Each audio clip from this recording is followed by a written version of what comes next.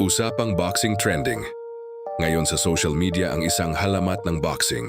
Mga kaboxing, may isang nakakabilib na eksena na pinag-uusapan ngayon tungkol kay Manny Pacquiao habang nasa Chicago.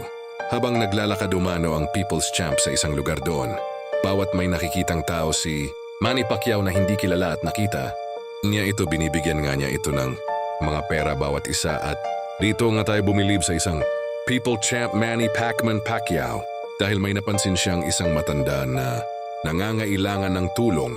Imbes na dumaan lang at ipagwalang bahala ang sitwasyon, nilapitan niya ang matanda at kinausap ito. And dito na naging kapansin-pansin ang ginawa ni Manny. Nagbigay umano siya ng pera bilang tulong sa matanda at ang halagang pinag-uusapan ay umaabot sa 40,000 pesos. Imagine ninyo, habang abala ang karamihan sa kanilang ginagawa, si Manny ay nakapaglaan pa rin ng oras para tumulong sa isang taong hindi naman niya personal, nakakilala at obligasyon. Kung mapapansin natin, hindi lang naman sa boxing ring nasusukat ang pagiging champion. Minsan mas nakikita ang tunay na pagkatao ng isang tao sa paraan ng pakikitungo niya sa mga nangangailangan.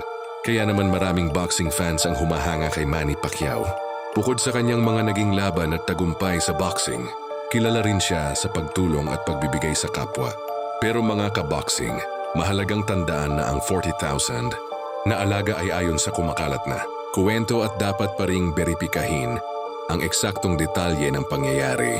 Kung totoong ganoon nga kalaki ang kanyang naibigay, talagang malaking tulong iyon para sa matanda. Kaya kayo mga kaboxing, ano ang masasabi ninyo sa ginawa ni Manny Pacquiao?